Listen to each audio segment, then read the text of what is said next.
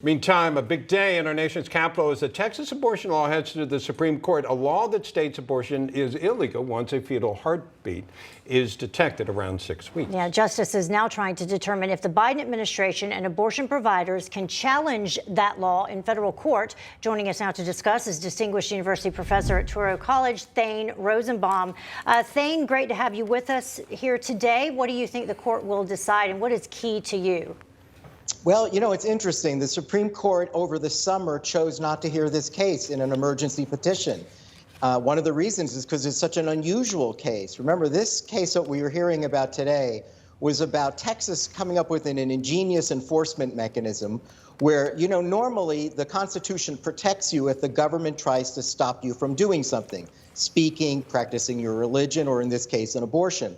But the Texas law was written, it specifically says, Texas state officials do not enforce this law at all. It's private citizens, your next door neighbor, your friends. They're the ones that enforce the law in civil court, not in criminal court. So this was a very unusual case, but it also raised the possibility that Texas had come up with a way to circumvent Roe v. Wade, to just say, you know what, the Constitution doesn't apply to this case at all because it's really just someone suing an Uber driver or somebody who's suing a nurse who worked in an abortion clinic. And so that it doesn't involve Texas. Two justices today in particular, conservative justices, Kavanaugh and Barrett, I think were sympathetic to the idea that that is a cynical way to avoid the discussion and that it circumvented the supremacy clause of the Constitution, which says that you should receive federal judicial review of a constitutional matter. And in this case, Texas figured out a way to opt out of it.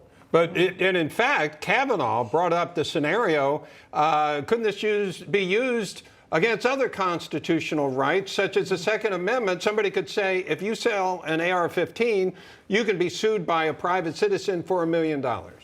Yeah, think about, you know, in 2 days, we're going to hear a Second Amendment case out of New York where it's unlawful to take your gun, even concealed, outside of your house without proper cause.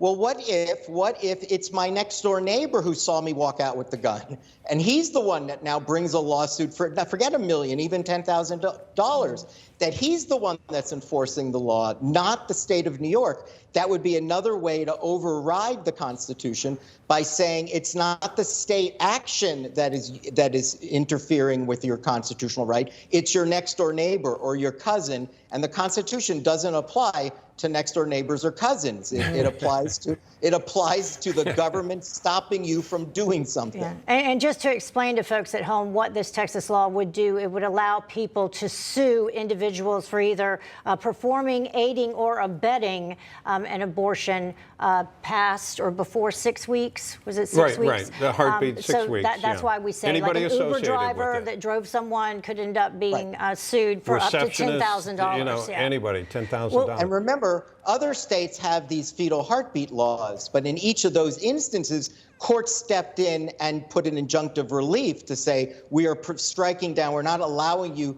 to enforce that law because it violates Roe v. Wade. Yeah. Here, they came up with a novel way to circumvent it. But they don't, which is the question, how would you enforce it? Where would the injunction go? Who would it be applied to? Not your next door neighbor, as you're kind of saying. And so that's it. So well, I don't want to get too lost in the details here. Let me just quickly say, this is what they did, Bob. They said the clerk of the court, right, that person should never take the petition from you because he is now a state official that's stopping the exercise of a constitutional right. Or for that matter, a judge, a state court judge, he's preventing you. He works for the state, and that's the state enforcement. Yeah. It's not the Uber driver, it's the clerk of the court. Yeah, we got to go, but in 10 seconds, would you agree that they seemed uncomfortable with this aspect of it, the enforcement of it, and the private citizens being deputized? It seems like they were uncomfortable.